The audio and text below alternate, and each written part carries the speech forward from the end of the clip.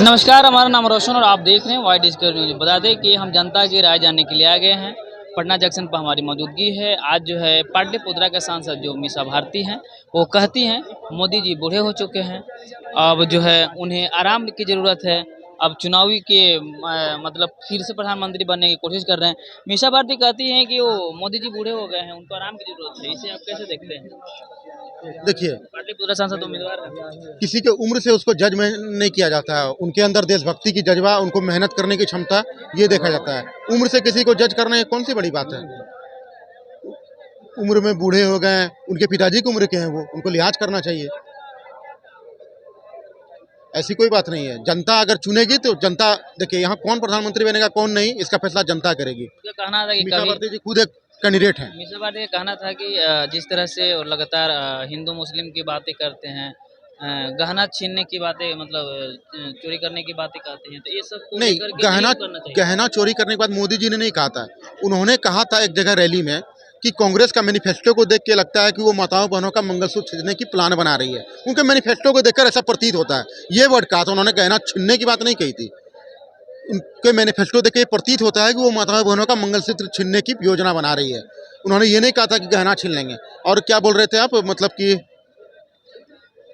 और कोई पूछ रहे थे ना, हिंदू मुस्लिम की बात। हाँ, देखिए, हिंदू मुस्लिम की बात कोई भी करे तो ये गलत है। मुद्दे की राजनीति होनी चाहिए। और सिर्फ केवल ये लोग तो हिंदू मुस्लिम नहीं कर रहे हैं, कुछ और पार्टी भी कर रहे हैं।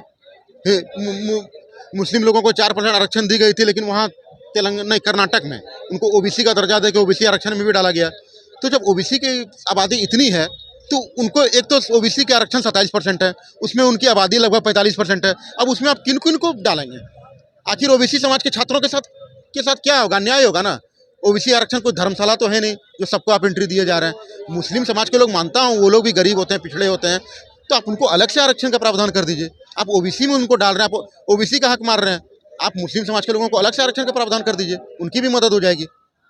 किसी का हक तो मत मारिए कम से कम। मीसा भारती कहते हैं कि नरेंद्र मोदी जी जो हैं कभी भी विकास की चिंता अगर करते तो रोजगार पे बात करते हैं, रोजगारों की हमेशा तादाद करते हैं, लेकिन कहीं ना कहीं वो सिर्फ कांग्रेस को टारगेट करते हैं और विवाद की मतलब विवाद खड़ा करते हैं। अब कांग्रेस को लोग उनको छोड़ देते हैं क्या? उन भारत वर्ल्ड कप फाइनल हार गया था, इन्हीं कांग्रेस के नेताओं लोग कहते थे कि वो पनौती हैं। जब नीरज चोपड़ा जी वर्ल्ड कप जीते थे ना, उस दिन ही भारत के प्रधानमंत्री वही थे। उस दिन तो कोई फेवर में स्टेटमेंट नहीं दिया मोदी जी का। और वर्ल्ड कप हम हार गए, ठीक है, ऑस्ट्रेलिया हमसे अच्छी खेली, इसके लिए प्रधानमंत्री जी को दोष देना, उन पर लांछन लगाना, ये उनका परिपक्वता दर्शाता है। ये सब क्या है? मैच्योरिटी की कमी है। ऐसा कोई बात नहीं है। विपक्ष बनना चाहिए और भलाई करना चाहिए। आप इसे कैसे देखते हैं? मीसा भारती कह रही हैं मोदी जी को आराम करने की जरूरत है। आप देश के एक थके प्रधानमंत्री है। 10 सालों तक इस देश की जनता ने उन्हें नेतृत्व करने का मौका दिया और सबका साथ सबका विकास के नारे के साथ आए थे हिंदुस्तान में। लोगों का विश्वास था कि शिक्षा पर काम होगा, बेरोजगारी कम हो, उस पर काम करेंगे प्रधानमंत्री जी। बिहार का चीनी मिल कैसे चालू होगा, उस पर लोगों ने वोट किया था। विशेष पैकेज पर वोट लोगों ने किया था। हमारे बच्चे का भविष्य उज्जवल कैसे हो, उस पर लोगों ने वोट किया था। वोट किया था देश के डेवलपमेंट पर। वोट इसलिए नहीं किया था कि आप चुनावी मंच से जो आप गिना रहे हैं फायदा गिना रहे हैं कि नुकसान गिना रहे हैं। ये तो एक थके प्रधानमंत्री का बोली समझ में आता है मंच पर कि क्या ये डेवलपमेंट किए देश में, ये न बताइएगा जनता को। आप जनता को भटका देना चाहते हैं मुद्दों से, पर हम लोग वही जनता हैं जो 2014 में आपकी बात सुना गया था और आपको भटकने नहीं दिया जाएगा। तो आप एक देश के थके प्रधानमंत्री हैं, किसी और को चांस दिया जाए। देश में नौजवानों की कमी नहीं है। हमारे पास बहुत ऐसे नौजवान हैं जो देश को चलाने में सक्षम हैं। क्या आप कह रहे हैं कि मोदी जी के छोड़ करके कोई और प्रधानमंत्री बने? अरे 10 सालों तक देश की जनता ने आपको देख लिया ने भाई, तो आप किसी और को मौका दीजिए ना। अब बताइए, अग्निवीर योजना जो ये लाए हैं वो 4 साल नौकरी करेगा। ये 75 साल की उम्र में फिर बोलते हैं कि हम प्रधानमंत्री बनेंगे।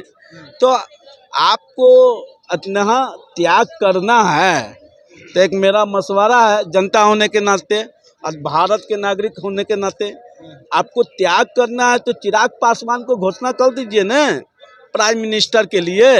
आपका प्राइम मिनिस्टर बनने के लिए बौड़ाए चल रहे हैं। चिराग पासवान को हाँ। इन्होंने अग्निवीर के बारे में बात की। अग्निवीर में 4 साल की बात नहीं, उसमें से 25% को रिटर्न किया जाएगा। बच गए 75%, उनको बहुत जगह पर आरक्षण दिया जा रहा है और 12 लाख रुपए रिटायरमेंट दिए जा रहे हैं अपने स्टार्टअप के लिए। और उसके बाद उन्होंने रोजगार पे बात की। 41 करोड़ लोगों को पिछले 10 वर्षों में, मतलब पिछले 8 वर्षों में जब से योजना लागू हुई है, मुद्रा लोन दिया गया है अपना स्टार्टअप करने के लिए। 142 करोड़ वापस लेते हैं तो इंटरेस्ट, उसमें प्रोसेसिंग फीस फ्री है, गारंटी, कोई गारंटर नहीं। आपको कोई भी लोन लेने के लिए गारंटर चाहिए, प्रोसेसिंग फीस चाहिए, वो सब माफ है। और रिटर्न, जो बिजनेस स्टार्ट करेगा वो कमा के रिटर्न भी कर देगा। अच्छा टाइमिंग दिया गया रिटर्न के लिए। और दूसरी बात, 41 करोड़ को ये, और एक होता है UAN number, universal account number, वो जो पहली बार जो जॉब करते हैं ना, ईपीएफओ में बनता है। आप देखिए पिछले 10 वर्षों में लगभग 12 करोड़ लोगों के बन चुके हैं। मतलब 12 करोड़ लोगों को मिला काम, 41 करोड़ को मिला मुद्रा लोन, 7.5 लाख वैकेंसी भरी गई है सरकारी नौकरी में पिछले 10 वर्षों में। तो रोजगार तो मिल ही रहा है। और 100 विकास का क्या मतलब होता है? सरकारी नौकरी और ये 500 रुपये में सिलेंडर और 50 रुपये में पेट्रोल। मोदी जी चाहे ना तो 100 रुपये में सिलेंडर दे सकते हैं, 50 रुपये में पेट्रोल दे सकते हैं। लेकिन फिर क्या होगा जानते हैं? अभी हमारे देश का कर्जा 200 लाख करोड़ है ना, 400 लाख करोड़ हो जाएगा अगले साल। फिर यही लोग उनकी आलोचना करेंगे, फिर यही लोग उनकी आलोचना करेंगे। देखिए, ये लोग बोलते हैं कर्ज बढ़ गया। कर्ज होता है 2 प्रकार का होता है, एक होता है गुड डेप्ट, एक होता है बैड डेप्ट। तो गुड डेप्ट किसको कहते हैं? अगर आप 10% पे कर्ज लेके उसको उससे 15% निकाल ले रहे हैं, कर्ज को लेकर क्या किया गया? हाईवे बनाई गई, 4 लेन बनाई गई, एरोप्लेन, रेलवे, वंदे भारत बनाया गया, उससे आपको रिवेन्यू आ रहे हैं। पिछले अगर हम 200 लाख करोड़ का कर्ज लिए हैं तो उससे कमाई भी तो हो जाएगी। जितने हम इंटरेस्ट देंगे उससे ज़्यादा कमा भी तो। आप अगर 10% पे इंटरेस्ट लेके 11% भी कमा ले रहे हैं तो 1% फायदा हो रहा है ना। और भारत के पास 200 लाख करोड़ है ना, अमेरिका, चाइना और रसिया हमसे ऊपर है ना, उनके पास हमसे 3 गुना 4 गुना कर्ज है। तो कर्ज, देखिए, कर्ज लेना जरूरी है, लेकिन कर्ज का कोई मिसयूज नहीं हो रहा है। उसको ऐसे चीज बनाया जाना जहाँ से रेवेन्यू कलेक्ट होगा। 16,000 करोड़ रुपया आप अंबानी और अंडानी का माफ कर दिया, और जो किसान अपने हक के लिए लड़ रहे हैं उनके लिए आप नहीं। बात बताइए, भारत में 28 राज्य हैं, उसी 2 राज्य के किसानों को क्यों समस्या होती है? बाकी 26 राज्य के किसान तो वहाँ नहीं गए थे। और कोई किसान नहीं है वो लाल किला पर जाकर झंडा उतारने वाला आपके नजर में किसान होगा, हमारे नजर में वो बैड एलिमेंट ही है। जो लात से मारता है हम उसे किसान नहीं मान सकते हैं। किसान जो है ना, सेना के बाद सबसे बड़ा देशभक्त किसान होते हैं भारत में। झंडा, आप अगर किसान के बेटे होंगे तो आप झंडा उतारेंगे भारत के। लाल किला पर हमारा झंडा उतारा गया। वो जानते हैं कौन है? बिचौलिए लोग। पहले क्या होता था ना, किसान को जब एमएसपी मिलती थी ना तो बिचौलियों के थ्रू मिलती थी, उनका जो भी होता था बिचौलियों के थ्रू। अब क्या किया मोदी जी? डायरेक्ट उनके खाते में भेज देते, तो बिचौलियों की कमाई रुक गई। ये बिचौलियों लोग ये सब कर रहे थे। पिज्जा, बर्गर और शराब मिलते थे वहां पर छानबीन में, और जाके हमारे लाल किले के झंडे गिराते हुए पकड़े गए। ये लोग किसान हैं। अरे भाई, लाल किला पे जिन लोगों ने वहां से तिरंगे को उतारा या किसी तरह का व्यवहार किया, आपकी सरकार थी, आपकी हुकूमत थी, आप क्या कर रहे थे? ऐसे लोग को तो जेल में बंद डाल देना चाहिए था। पर आपको तो एक तो वोट बैंक भी सताता है ना, तो आप एक थके प्रधानमंत्री है, मुद्दे से देश की जनता को भटकाने की आदत है आप लोगों का। और कुछ इनके ऐसे सपोर्टर हैं जो 2014 से 2024 के दरमियान में जो प्रधानमंत्री बोलते हैं वही पूरा टीवी पे सुनकर और जनता में 2014 से 2024 के दरमियान में बक रहे हैं, जिससे जनता में एक गलत मैसेज देने का इन लोगों का एक रोजगार हो गया। देखिए, हम लोग प्रधानमंत्री जी के हिसाब से या न्यूज चैनल के हिसाब से सारे डाटा जो मैंने अभी बोला ना, सारे गूगल पर अवेलेबल है। यूट्यूब, गूगल पर मैं सारे गूगल के हवाले से बोल रहा हूँ। मैं कोई प्रधानमंत्री जी, सर मैं जनता हूँ, मैं उनका मालिक हूँ, वो मेरे मालिक नहीं है। मैं उनका कहा नहीं सुनूंगा। मैं गूगल में रिसर्च करके आता हूँ। अगर उनके में कोई कमी होती ना तो मैं फैसला करता उनको हटाना है, लेकिन उनका कोई भी काम मुझे बुरा नहीं लगता है। और ये अग्निवीर की बात कर रहे थे, अग्निवीर में क्या 4 साल के लिए सबको ट्रेनिंग दिया जाएगा। इजराइल यही करता है ना। आज इजराइल में हर आदमी सेना क्यों है? क्योंकि वो लोग 3 साल का मिलिट्री सर्विस कंपलसरी किया है। मोदी जी ने तो कम से कम कंपलसरी नहीं किया ना। इजराइल का हर आदमी सेना है। ऐसे क्या होगा? 142 करोड़ लोगों में 4-4 साल के लिए सबको मौका मिलेगा, एक ही आदमी को 30 साल के लिए। अगर ये बात करें तो इस जॉब का जो है अग्निवीर का, बहुत सारे पढ़े लोग भी और बहुत सारे जो अग्निवीर में जो भरे हैं, तो उत्तर प्रदेश में हम कई एक ऐसे लोगों को देखे हैं जो जॉब छोड़ करके वो अपनी गाथा गा रहे थे कि ये जो जॉब है कहीं ना कहीं हमें नहीं लगता है कि इसमें हम लोग देखिए इसमें एक पॉइंट मुझे भी गलत लगा, उनको शहीद का दर्जा नहीं दिया जा रहा है। तो मोदी जी को स्पष्ट रूप से बोलना चाहिए कि आपको शहीद का दर्जा दिया जाएगा। और दूसरी बात, इनकी मतलब कि रिटायरमेंट में जो पैसे मिलते हैं कुछ बढ़ाया जाना चाहिए, कुछ टर्म बढ़ाया जाना चाहिए, जैसे 4 साल का टर्म कुछ बढ़ा देना चाहिए। अरे भाई, जो अग्निवीर के जवान होंगे सर, तो उनको कहिए कि विधायक का, सांसद का जो पेंशन लेते हैं वो बंद कर दीजिए। अग्निवीर वाला तो मर रहा है, पेट मर रहा है। सेवा काहे ले रहा है, पेंशन काहे ले रहा है? सत्ता में है ना जी, पावर में है ना, तो क्षमता है ना, तो सारा विधायक सांसद को कहिए कि पेंशन बंद करे लगी, तब दूसरा पैसा बंद करे। ये बात 100 में 100% है, सही बात बोल रहे हैं। एक प्रधानमंत्री जो हो, नेता कोई बनेगा हैं? लगता है कोई नेता बनेगा तो एक अग्निवीर, इधर सुने खर्चा पानी तो नेता बनेगा। जी, अग्निवीर जैसी योजना और जो नौकरी 4 साल के लिए करेंगे, वो जागेंगे तो हम सोएंगे, वो हमारे देश की हिफाजत करेंगे, तो हमसे ज्यादा मेहनत का काम तो वो करेंगे हैं। तो उनके लिए एक ना शहीद का दर्जा प्राप्त हो रहा है और ना उनको एक रिटायरमेंट जो अमाउंट होना चाहिए, जिससे आने वाला उसका परिवार किसी तरह का मिस ही हो जाए तो उसका परिवार उसका चले, या उसके एक परिवार को नौकरी होना चाहिए था भारत सरकार या राज्य सरकार के गवर्नमेंट में।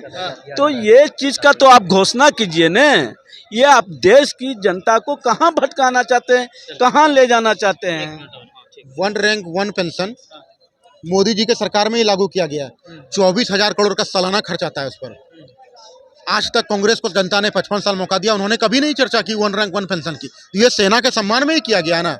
हम पहले हमारे 4 जवानों का सर काट के ले गए थे मनमोहन जी के ज़माने में, तो उसमें हमारे गृह मंत्री हुआ करते थे सुशील सिंधे जी, मनमोहन जी के पार्टी के थे। वो क्या बोलते हैं, शर्मनाक बयान देते हैं, सेना में तो लोग मरने ही जाते हैं। ये क्या बात हुई भाई? कौन बोल रहे हैं? सुशील कुमार सिंधे जी बोले थे मनमोहन जी के ज़माने में, सेना में तो लोग मरने ही जाते हैं। हमारे मोदी जी से सीखिए, घुस कर ठोका। बिहार के भी एक नेता बोले, आप एक अभी राज्यसभा का सांसद हैं, वो मुझे संज्ञान में नहीं है, मुझे संज्ञान में नहीं, मैंने नहीं सुना था, मैं संज्ञान में नहीं हूँ।